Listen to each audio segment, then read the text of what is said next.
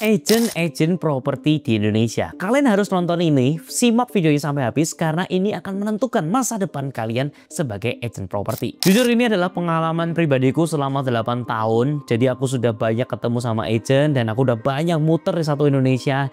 Aku tahu karakter setiap kota-kotanya dan ini based on my experience dan POV aku dalam industri properti. Jadi aku bisa bedain mana opportunity terbaiknya kalian dan mana agent yang paling kaya di satu Indonesia. Aku akan bikin menjadi 3 bagian berdasarkan opportunity dari setiap daerahnya. Yang pertama adalah opportunity secara market size-nya.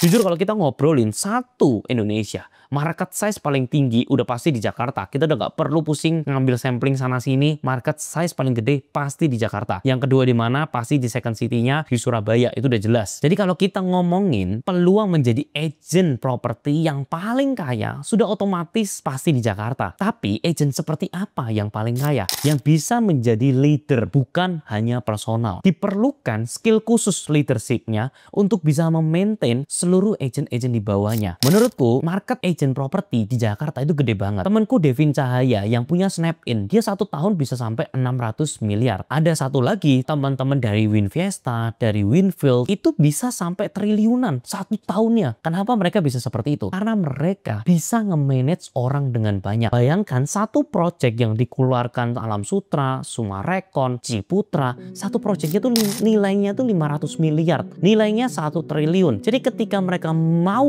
launchingin sebuah produk, mereka akan PKS dengan salah satu lead agent yang mereka percayain banget untuk membimbing agent-agent di bawahnya. Misalkan lead agentnya itu adalah lead agent A, kemudian lead agent A ini akan punya agent-agent di bawahnya, kantor cabang agent B, C, D, dan E. Dari cabang B, C, D, E ini mereka punya anak-anaknya, ada B1 sampai B2, B3, B4, B5. Mungkin di kantor cabangnya itu punya anak kantor cabang pembantunya yang mungkin di total-total dari seluruh agentnya itu ada sampai 50 orang. Setiap orangnya ini ada keseluruhan mungkin 100 orang. Begitu juga selanjutnya. Bayangkan dari semuanya, kalau mereka itu bisa ngeblast ke orang-orang, itu omsetnya berapa? Makanya nggak akan heran kalau misalkan di properti di Jakarta, satu project ketika di launching bisa habis sampai 200 miliar, 500 miliar hanya sekali grand launching. Possible nggak? Possible banget. Ketika kamu bisa menjadi lead agentnya, dipercaya sama salah satu brand besar untuk nge-lead di sana, aku yakin kamu itu bisa menjadi yang terbesar. Omset triliunan itu bukan hal yang mustahil. Bayangkan kalau misalkan si lead agentnya itu bisa mendapatkan 1 sampai 1,5% sebagai lead agentnya. Setiap penjualan dari bawah-bawahnya dia bisa dapat 1 sampai 1,5%. Berapa kekayaannya? Tapi ingat, untuk bisa masuk ke industri yang ini diperlukan skill yang khusus. Kalian nggak cuma sekedar mengerti marketing, penjualan, kalian harus masuk ke tahap selanjutnya. Menjadi leader, menjadi contoh kepada bawahan-bawahannya.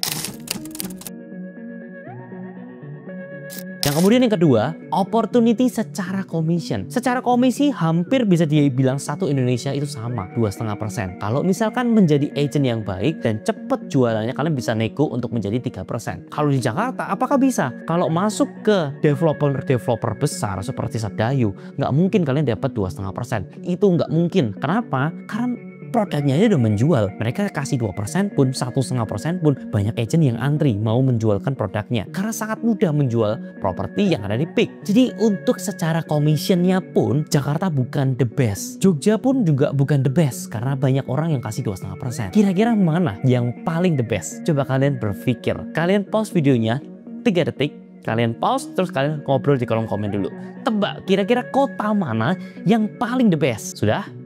3, 2, 1, yaitu adalah Bali. Bali ini punya commission yang lebih gila dibandingkan properti manapun. Mereka bisa dikasih sampai dengan 5%. Menjual properti harga 3M kepada bule, kepada lokal, mereka mintanya 5%. Sudah menjadi standarnya mereka bahwa 5% itu adalah make sense. Karena mereka harus bikin tim, bikin office-nya. Jadi kalau kamu rasa kamu tuh punya kemampuan bisa bahasa Inggris yang luwes, punya pergaulan seperti bule, kalian boleh consider untuk tinggal di Bali karena secara commission jauh lebih besar. Tapi ketika kalian mau pindah ke sana, kalian harus komit secara waktunya.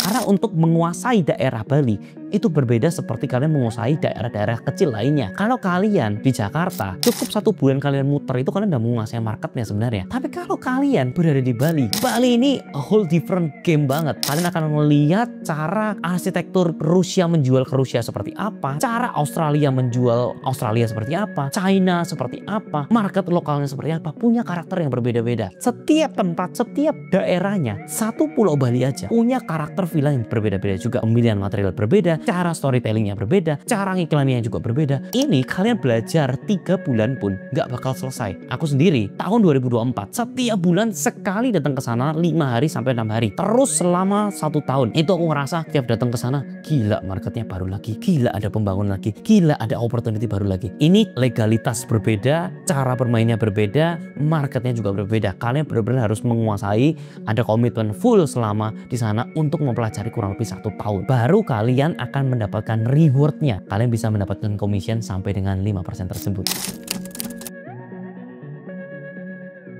Yang terakhir, opportunity secara capability. Sebenarnya kalau kalian ngomongin skill capability, di daerah tersebut banyak agent-agent properti yang bergerak sebagai individu. Kenapa? Karena kantor cabangnya aja kesusahan untuk manage-nya. Kan orang-orang individunya juga masih kurang proper secara penjualan. Mereka tidak benar-benar menguasai seperti di Jakarta, seperti di Bali. Ini aku ngomong terang-terangan aja. Agent-agent yang ada di Jogja sangat berbeda dengan agent-agent di Jakarta. Ketika kita kasih penjelasan product knowledge saja, rasa hausnya mereka akan closing itu sangat jauh berbeda. Ketika kalian ada di daerah-daerah tersebut yang spiritnya itu masih sangat kurang, itu sebenarnya opportunity kalian buat jadi besar juga, karena tidak semuanya punya rasa haus yang sama seperti orang-orang di Jakarta. Kalau kita ngomong di Jakarta, kalian akan bersaing dengan banyak banget macam orang, dan yang dibutuhkan ada orang-orang yang bisa menjadi leadership. Tapi kalau misalkan di Bali, kalian itu harus punya komitmen waktu untuk mempelajari secara detail. Kalian mau perorangan pun bisa, kalian bisa jadi sukses pun bisa, tapi harus ada pengorbanan untuk berani explore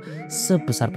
Tapi ingat, kadang yang susah adalah maintainnya. Ketika kita semangat, pulang dari seminar udah semangatnya, ketika ketemu sama agent-agent yang sama-sama malas, sama-sama nggak punya daya juang yang tinggi, itu bakal menurunkan mentalnya kalian. Paling penting adalah kalian pernah kerja dulu di Jakarta, benar-benar menyerap semangatnya tersebut, pindah ke daerahnya kalian lagi, dan menjadi raja tikusnya di kota-kotanya sendiri, dibandingkan menjadi ekor singa di Jakarta. Karena untuk menjadi terbesar di daerah itu sebenarnya sangat-sangat mudah. Jadi setelah dari sini kalian bisa mempertimbangkan kira-kira menjadi agent properti itu paling bagus di mana, yang paling prospek di mana. Tapi ingat, setiap kali kalian melakukan sesuatu ada konsekuensi yang harus kalian korbankan. Kalian sudah tahu marketnya, kalian sudah lihat apa yang aku share, tinggal kalian menentukan kalian siap nggak pindah ke tempat-tempat yang lebih prospek dibandingkan di daerah kalian sendiri. Semoga video ini bisa membuka mata kalian tentang seberapa besar opportunity jadi agent property di Indonesia. Thank you for watching.